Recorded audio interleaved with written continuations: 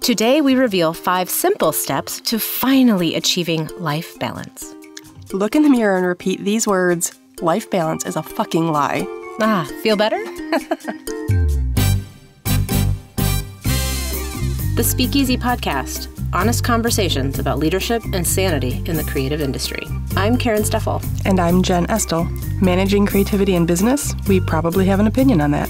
No prohibitions. Clearly, we have cocktails. You know what gives us life balance is a really good drink. What have we got, Karen? Today, we're drinking a La Caparucha, and you know what it reminds me of? Spring. This vibrant color makes me so long for those first beautiful tulips to pop their heads up. That's true. It's a super bright fuchsia. It's delicious, and it's made with mezcal, and it's got this smoky salt on the rim, so it's got that little bit of smoky bite and this prickly pear simple syrup. It's a masterpiece. It's gorgeous. And then it finishes with cinnamon, and I like cinnamon's one of my favorite spices of all time. So it's a great spring drink. You guys should check it out. So here's the deal. I know we're being fairly direct, but I'm so tired of BuzzFeed telling us that there are simple steps to achieving life balance. I'm so tired of the life balance conversation. Because here's the deal. We're being direct because it's a lie. It's just, it doesn't exist. And it's really funny because when we started talking about this, we kept throwing out shapes and metaphors for what life balance might look like. Okay, so what is life balance? What really is it? Because for me, the first thing that comes to mind is like a balanced meal. Like, do I have protein, a fruit, and a vegetable?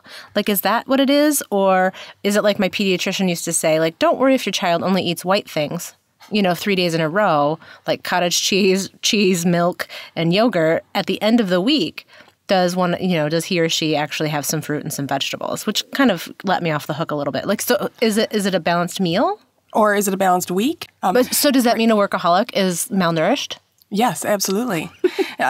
You say that, and I think of those little plates with the dividing lines in it. You've got to have enough of this thing and a little bit of this thing over here. And then I thought of it like a pie chart. Do you have one big pie wedge and a few skinny pie wedges when they should all be about the same? So we just had a fun time with this one. You know what? For me, a lot of times when you see those online articles where it gives you the 7 tips or the 5 tips for life balance, you see like the scales or a teeter-totter. And for me, that's the exact wrong metaphor or analogy, because visually, if you think about it, when scales or a teeter-totter are perfectly in balance, they're static. I'm sorry, what part of your life is static, Jen? No part whatsoever. Yeah. And how much fun is a teeter-totter if you're not going up and down anyway? Oh my God, no fun. So boring. Although life is a bit like when the person gets off and you fall on your ass. That's kind of how life balance feels sometimes. That's true, because sometimes you're not in control of your own life balance, are you? No. That's funny. I sort of thought of it like surfing. If you're going to stay on a surfboard, if you're not going to fall in the water, if you're going to stay on a surfboard, you have to make these constant micro corrections to stay on course, right? You have to be constantly engaged in getting the balance right. But then Karen called me on that when she said, but then eventually you fall down. Yeah, or you reach the end, you hit shore, right? And I don't hit shore, I fall. But for me, it's more, but I do appreciate the ebb and the flow of the ocean, because I do agree with you on that. I do feel like there is an ebb and a flow.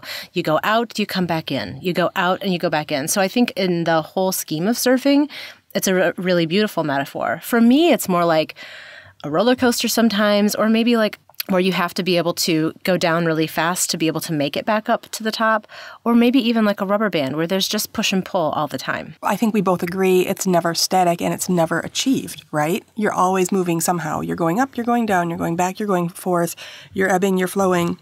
The metaphors that we are all looking at that feel comfortable to us aren't static and solved and finished by a long shot. Regardless of the metaphor that speaks to you as an individual, I think really figuring out and defining what balance is for you is what's going to help keep you sane. I think so too. I think what lets you go to bed at night without freaking out and staying up late with worry, that's what a balanced life should look like for you today. Because here's the deal. Life is hard. Life is hard. It to me feels like a distribution problem. What do you mean? So I've always thought about my brain as being this place that has to do distribution. And I think of it in terms of vitamins. So you don't get enough green vegetables and you don't have enough iron or something like this. And so there's some little guy in my head saying, low on iron, spread out distribution. Or, oh, we've got excess vitamin B, send it over and put it over there. And these little people in my head constantly distributing and redistributing based on the parts that are slim or the parts that we have excess on, and trying to maintain some sort of balance and get it right based on things that aren't regular or aren't the way they should be. I absolutely love that metaphor because I can really see how if I adopt it, it makes sense for so much of my life. So I've been traveling, I get home, my distribution problem is that the warehouse is low on food. And so then I have to get creative on how we use up the food because then we're also leaving again. So make sure that we don't waste any of the food. Or even distribution of time at work. I know I have to get some accounting done, but I also have some clients that have some needs. So it's about how I call in the extra fork trucks to work overtime sometimes, right? Yep. And make sure that all of the promises are kept. For me, I think that a lot of conversations around life balance have to do with kind of separating work and home. And I think especially for entrepreneurs, that's just not possible. I don't take my mom hat off at my office door. Work comes home with me at home. And it's just life is a little bit more fluid than that. Life is more fluid than that, and it's because it has to be. You know, your work problems don't stay at work. Like you said, your mom problems don't stay at home. And oftentimes, the things that your family is needing from you this week are overflowing their allocation of time, or the things that you need to do at the office are overflowing your allocation of time. We're coming up on tax season. I can imagine any accountant understands that life balance doesn't happen in April for their industry. So you can't assume that everything that comes at you is going to come at you in equal measure and at the programmed time. You know what? Both you and I have talked, used some analogies about work and home, and neither one of us have mentioned self. Like at what point in life balance do we actually make sure that the self that has to manage that teeter-totter or whatever that is, whatever the metaphor is visually, neither one of us have mentioned it. And at the same time, if we use the teeter-totter metaphor, which we're not, never mind. No, see, I look at it like the pie We're chart. the fulcrum. Yeah. Oh, that's depressing. I would prefer to use a pie chart. Being the fulcrum is that's a whole episode right there. That's a lot on your shoulders. It is. It's true.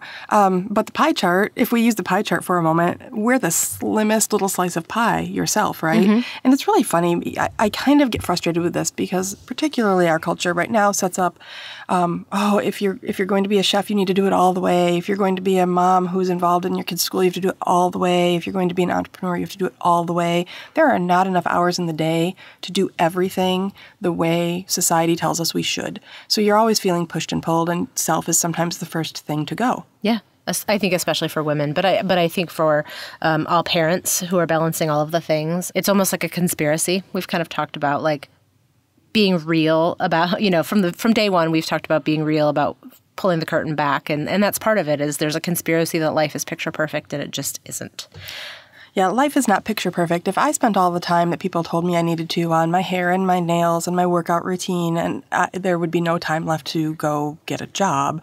And so you constantly feel like you're at some sort of deficit because you feel like you're not giving enough time to the things that matter, or you're giving too much time or should be spending your time elsewhere. That struggle is constant. I also find a struggle in, I need to spend a certain amount of time about looking at the big picture. Again, is it your balanced meal on your plate for this meal, or is it your balanced meal on your plate over the course of a week? And so for me, it's about I need to keep my eye on the big picture for my family, for my business, but I don't want to always be so big picture that I miss a moment that's really precious and wonderful and that I want to savor.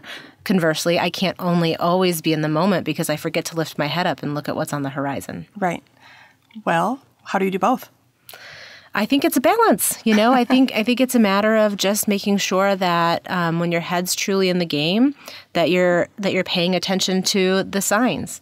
Maybe something is a sign that you better lift your head up and do some forecasting versus put your head down and look at something that's under the microscope, and vice versa. You just have to kind of do both. That's true. And I tend to look at balance personally for me as a longer term go rather than what I eat in today's meal, what I eat in this week's meal, or what I eat overall. There was a season in time where all my husband and I did was travel to Mardi Gras and go to the bars and have a great time. And then there was a season in time when we were snuggling our babies and doing that. You can't do those things at the same time necessarily, or nor should you have to. There are seasons and parts of your life for everything. And so as I look at the long term, my pie chart looks very healthy. Yep, I've got the 5K in, and yes, I've been able to do this kind of hobby, and we've been able to do that kind of travel, but you can't fit all of that into 1 week. No, and nor should you try. And really, so your business life should be very similar. There are seasons where I have to be completely client-focused. I have to be incredibly focused on my team, making sure that they have what they need. Then I need to take a step back, and I need to look at infrastructure. What are my infrastructure needs for the next 18 months, 36 months, 60 months? Because that matters in my industry, making sure that I'm investing in the right place, or looking at how a contract might be ending and how I replace that contract with something new. And what do I need to do to kind of go after that business? So it's kind of lifting up and going back down. And I think that's important because in the moment you feel guilty because you're spending too much time thinking about infrastructure and you're not thinking about new business. But if you remind yourself that this is my moment to really focus on this part of my business, and I will have a moment to focus on a different part of my business, if you can keep that mentality that you're making those decisions intentionally rather than being reactionary with them, I think you can keep a little bit more mental health about it. Yeah. I like your idea about kind of making sure that you're measuring balance, or you're thinking about your balance in context of time, that it's not just about today or this week or this month, but it's about kind of keeping your whole landscape of balance in mind, because you got to have your fun, but also you're doing some other things right now, right? Yeah. I think at the end of the day, you have to figure out what your expectation is for yourself. What is it that you want? Prioritize yourself a little, right? Whatever metaphor you use, whether you're the fulcrum to the teeter-totter or you're a bigger slice of pie than you typically provide for yourself, be realistic about it, right? Yeah, I think it's important to acknowledge it and figure out what works for you, what your expectations are for what balance looks like, and be intentional about that decision rather than just floating along from thing to thing so that you miss out and you have regrets. So a little bit of deciding how balance looks, how you want to measure it, what infographic looks right to you. I still like the surfboard idea for me. I don't mind falling in the water. That's kind of fun. That might not be a comfortable idea of constant micro corrections with a big crash into the water once in a while. That might not be a comfortable idea for somebody else. So whatever it is, whether it's surfing or your love of roller coasters, whatever it sounds fun to you, maybe that's the point, is maybe set your expectations and find the metaphor that you can relate to that actually doesn't sound like a grind, that sounds fun. So whether that's going with the flow of what surfing feels like, or being good with how the anticipation of going up on a roller coaster is then matched with the thrill of going back down. So whatever that is, but also making sure that when you find those expectations that you set boundaries and ask for help. Why would I ask for help? Fair enough. How about this? Oh. So whatever you choose to figure out how you frame that balanced metaphor, also set those boundaries and say, you know what, it is time for me to lift my head up. Now it's time for me to put my head down and focus. Just a little bit of each thing. No different than a balanced meal, right? I suppose. You know what goes really well with a balanced meal? A good drink. You got it. This one has been really, really good. La Caparuccia has been a pleaser. It has been. The key is making that prickly pear simple syrup. So if you can do that in advance, you have a really nice base for this drink. And again, the color is just amazing. And if you can get somebody else to make the prickly pear syrup for you, then you are achieving some extra balance. You've asked for help. That's true. Jen, we've gotten a lot of really great responses from our listeners. How do you want them to reach out? Well, I would love to hear from them on all of our social channels at Easy Underground. I would really like to see them subscribe on Apple Podcasts for us. That would be great. And fun fact, we also have a newsletter that we send out every now and then. If you subscribe to our newsletter on our website, we send you some super secret cocktails to try as well. What are we talking about next time? The disintegration of boundaries. Why is there a disintegration of boundaries? I don't know. Is it because everyone is afraid to say no, so they say yes to the wrong things? Oh, man. Are leaders in industries putting capitalism in front of quality? In the creative industry particularly, we see a lot of this, so we can't wait to break it down next episode. Can't wait.